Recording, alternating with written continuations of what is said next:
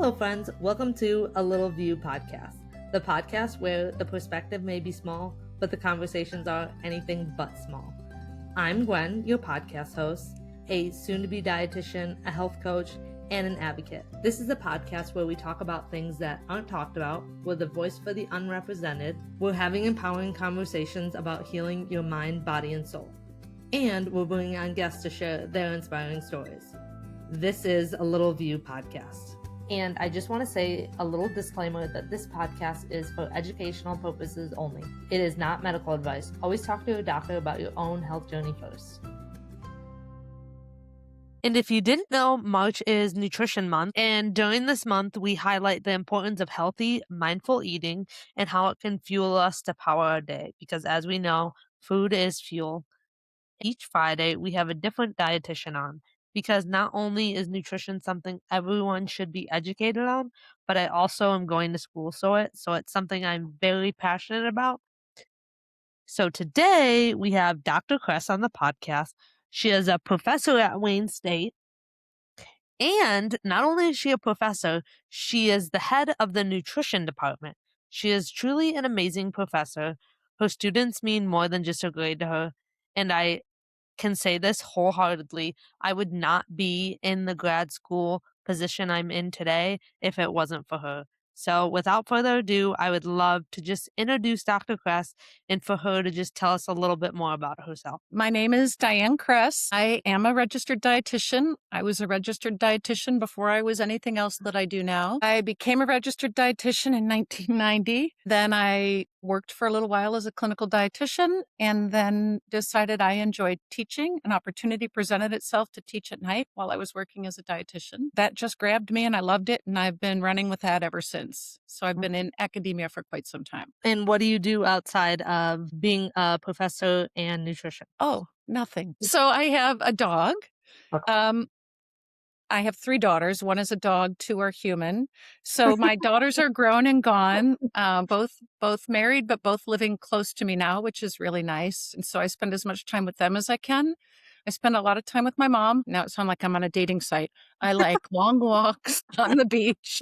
I like to be physically active. So I like to move. I don't sit still very well. So I do all things like that. And anyone who's ever had me in class knows even when I'm teaching, I have a little trouble staying still. So I'm active. I like to spend time with my friends and I love to read. I think that about sums it up. Well, I totally get that because I have a hard time sitting still too. But so now we get into the juice of it. So can you tell me more of why you wanted to become a dietitian? Well, that's a great question for anyone who's thinking about becoming a dietitian, right? And so my story is not linear, and most people's stories aren't linear. That's what I come to learn over time. So when I went to college, I was going to do something different. I was going to become a lawyer, which is a great career also, but not the one that was for me. But prior to that and during college, I was an athlete. I was a swimmer, and we trained twice a day, every day, forever. And it occurred to me at that point, it must really matter what you eat, but I don't want to give my age away, but keep in mind, this was in the 1980s. And so there wasn't really a lot of information available, at least that trickled down to athletes and people like me. So I've always been very interested in what powers performance, but I didn't know it was a career. I didn't know it was something you could do as a job. And so after I finished my 4-year degree, then I realized I could do this thing. And so then I had to go back and do all the work, because it's a lot of work to do that. If you were planning on becoming a lawyer, you didn't take a lot of the courses that are required to become a dietitian. So I kind of had to start all over again with all the basic sciences. Yeah. And it's been not really a linear path since then, but at least always nutrition related since then. And you said you were a swimmer. Was there a defining moment during that time where you're like, okay, I want to figure out more of what people eat and help people with their eating? I would say not really. And this is maybe an odd story to tell, but it just struck me that after morning practice, we swam for an hour and a half to 2 hours every morning before we went to school. We had donuts. And even then I was like, it feels like we could do better than that. It feels like Yeah. Like maybe that's not enough. And so maybe from the beginning I was thinking those thoughts, but I hadn't put them together into any sort of career path or interest beyond just a vague notion that we can probably do better than that. And whenever I'm sure even now, when you tell people, "Oh, I'm a professor," but before when you told people you were a dietitian, they probably thought, "Oh, well, don't judge my food," or, "Oh, can you write me a meal plan?" Before you became a professor, were you, I mean, not really writing people's meal plans, but were you more of a clinical dietitian? I worked as a clinical dietitian for several years, and I think it's great work for people who are meant to do that work. I very quickly learned that, and this is bad if you want to be a dietitian. I did not like to listen to people telling me what they wanted to eat, like, or what they ate. And that's a really important part of doing an assessment. You have to know how people eat in order to help them figure out how to be more healthy. In clinical work, then I sort of quickly shifted to critically ill patients who didn't eat at all and sometimes couldn't talk at all. And I was happy there for a minute. That was really challenging work. I worked in the liver transplant unit at the University of Pittsburgh, where the first liver transplant was done. So that was a really cool opportunity for me. That's when I also learned, when I was in a social setting and people asked me what I do, I learned to find something to say other than I'm a dietitian. Because in a show, in like you said, in a social setting, I don't want people to say, "Oh, she's having a drink. She probably shouldn't be drinking," or "Oh, she's having French fries. She shouldn't have French fries." Or to your point, "Could you write me a meal plan?" And what happens now more in the last maybe 10 years? "Well, what are your macros?" And I'm like, I don't. I That's not something I want to talk about ever, actually. But also, I don't want to talk about it socially. I wish people could just enjoy what they're eating when they're out socially, and it makes me really uncomfortable. And it's funny because a lot of people think like, "Oh, don't judge me for what I'm eating." I'm like, "No, I'm actually doing the complete opposite." My profession is very misunderstood because I just want you to add things in. I'm not trying to take anything out. But Yeah. people think since you're a dietitian, all you're gonna make me eat is vegetables. I'm like, well, not really." But then, like you said, if I eat a piece of cake, they're like, "Oh, should you be eating that?" I'm like, "You do not know anything about this." So to your point, people would say to me, and this one always made me laugh, "I feel so sorry for your children. Do they ever get to eat anything good?" Like, what? Wow. Yeah. So They're fine. what led you now to be a professor from doing that, working with liver transplants, to now being a professor? So when I was doing that job in Pittsburgh, there was an ad for part-time faculty at the University of Pittsburgh School of Health and Rehab Sciences, I think is what it was called. And it was teaching what we would call nutrition and disease. And Okay. I thought, oh, I'd love to do that. That's what I do every day of my life. And I was nervous because I had never taught in front of a class before, but I thought, well, I don't know these people. It'll be fine. And it was great because I got to get up there and I got to just talk about the things that I found really interesting to Yeah. people who also found it really interesting. And that's the best teaching experience you can ever hope for. It doesn't always line up that way, but if you love what you're talking about and your students love hearing what you're talking about, a lot of good stuff happens. And so from that experience, I then another job opening in the Pittsburgh area came available and it was teaching nutrition for nursing students, and it was a full-time job. So now I had to decide, am I going to quit my clinical work and teach full-time? Like, am I ready to do that? And it was the best decision. Obviously, I said yes, and it was the best decision I ever made. It was a great job. And then now you're the chair of the department. So how did you get that? So when I was in Pittsburgh, I had my master's degree only and my RD. Mhm. And when we moved back to Michigan, which is where I'm from originally, and I tried to find a job, they kept telling me I needed my PhD. So this is 1998, I think. And so I thought, well, I guess I had two young children at the time. I guess I'll go back to school and get my PhD. No big deal. That seems like a great thing to do when you have young children. Yeah. Wow. So I mean, I'm so glad I did it. But so I did that thinking they're going to make me do bench work and research and I'm going to hate it, but I can, for 4 years, I can do that. And then when I'm done, I can teach. And it turned out I love the research. So you never know what you're going to love doing. And basically, I love all of it, which is great, right? But I love the research. So then I kind of got waylaid from teaching for a while and I was just research intensive. I did my PhD, I did 2 postdocs. And then an opening in my old PhD department came available, and I got that job, and I started doing now teaching and research, which because that's how that works. You do both. And then over the decades of time doing that, ultimately I was faced with an opportunity where either I could become chair or maybe retire because I'm getting up there. It's kind of time. And I wasn't quite ready for that. And I thought, well, this will be a good challenge. I had a lot of ideas for what I thought we could do with nutrition as a discipline. It's changed so much in the last 20, 30 years that I thought maybe I could move the department in some new directions. So that's been fun. So would you say, looking back to your younger self, you didn't see yourself being this type of dietitian, did you? No, nope. And I and that's such a good point because a lot of people become RDs because they love nutrition and they love health and all those things. They love talking to people about nutrition and don't realize that maybe they're going to find a niche that they never thought of. Like maybe they want to go into policy work, right? Or maybe they want to go into community work. Or like there are also or education like I did or research.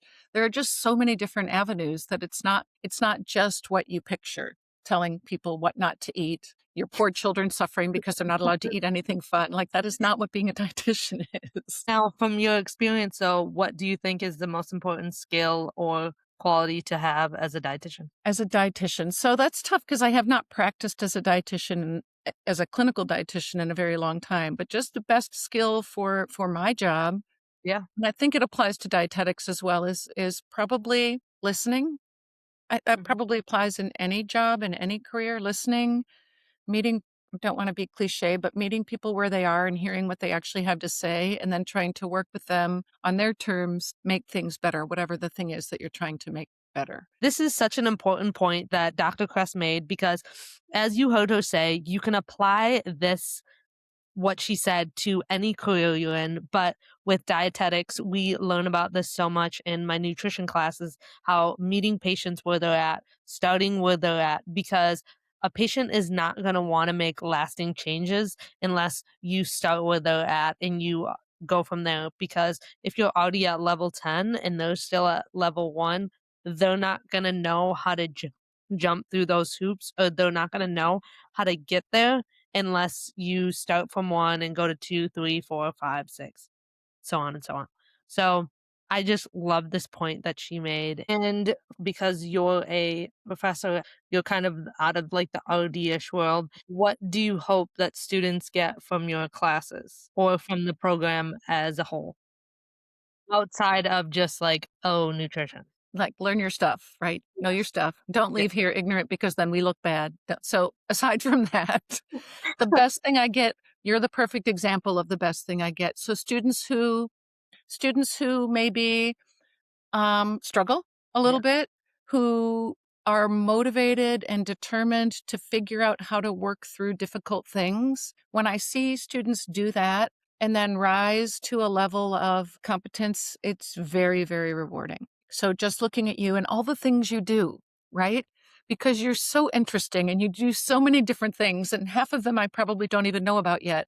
Um, like when I see students grow into well-rounded professionals and human beings, that's the most rewarding. I mean, it's like you're all my children, Yeah. right? And so that I feel the same about my children. Be well-rounded, be a good person, and be good at what you do. And I guess that's it. Yeah, I remember during my undergrad when I would be taking those god awful hard science classes, so many students were like, "Oh, I'm changing my degree to business," which no offense against business, but like they didn't want they were like, "I'm done with this." And I kept telling myself, I was like, "I'm not changing no matter how hard this is. I will not change my degree because of a class. Like I'm not going to change what I want to do. Like I'm not going to be like later on down the road or tell my kids like, "Oh yeah, I wanted to be a dietitian and now I'm whatever because, those are really hard science class." Like that doesn't at the end of the day, that doesn't make sense and it doesn't matter. Do hard things. Exactly. Yeah. Yeah. So so I will never forget the time in my office when you said to me, "What can I do to do better?"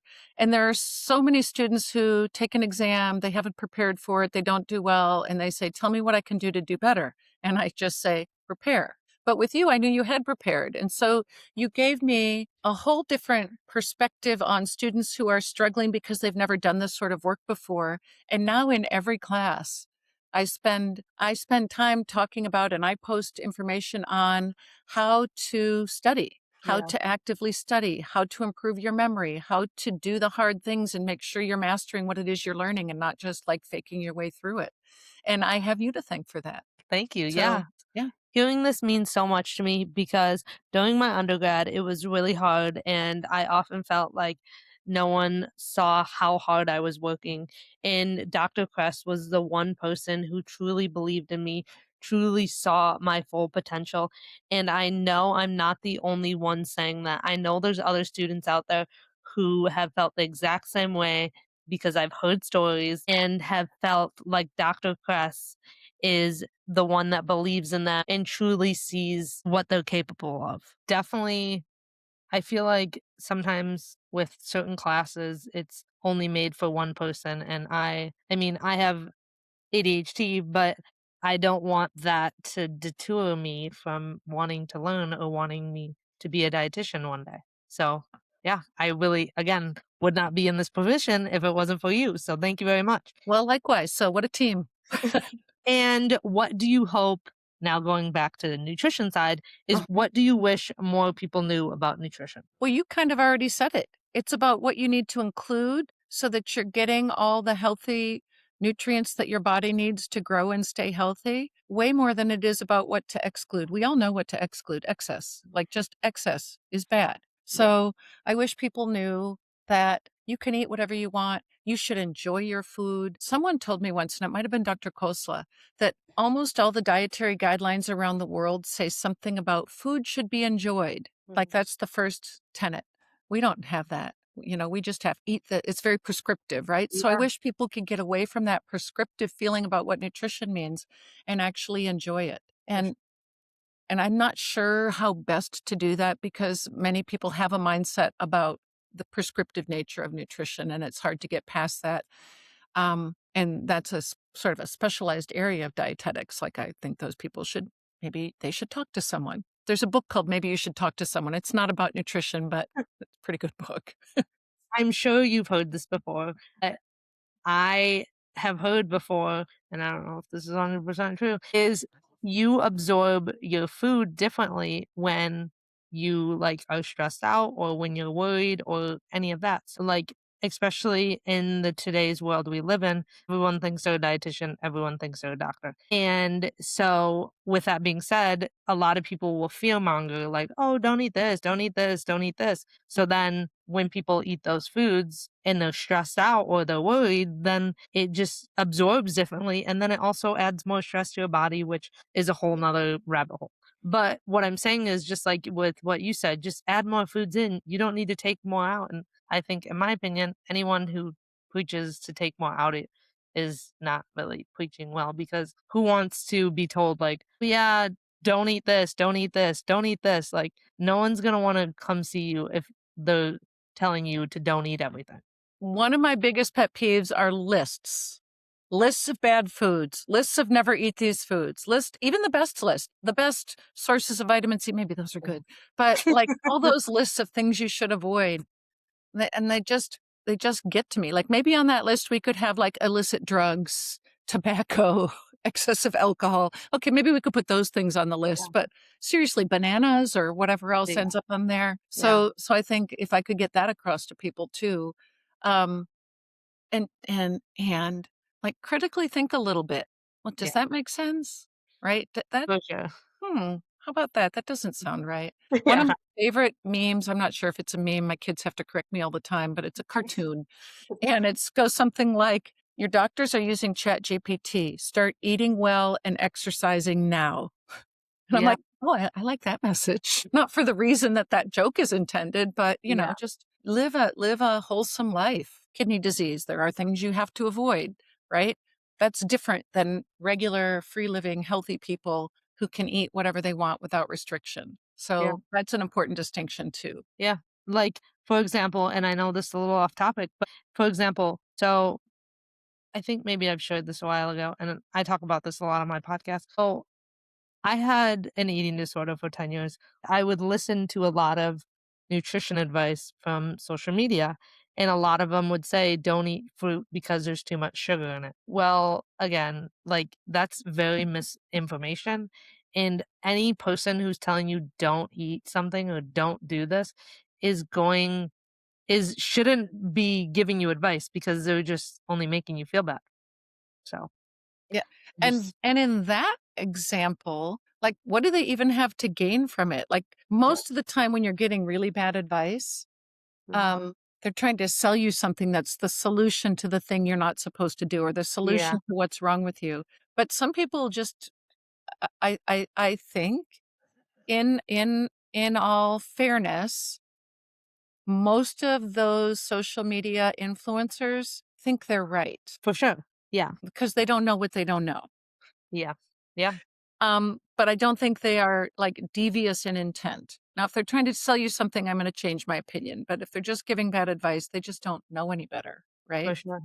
So one of my focuses recently in my research is on science communication and, how should you handle science communication and bad information, and how do you debunk, right? Yeah, And and the answer is I'm just gonna give you the short answer here, but the short answer is telling people they're wrong and telling them what's right. That's not the approach. That's not what works. mhm, So, finding what does work is really difficult, and that's where the listening probably comes in again. exactly, yeah, yeah.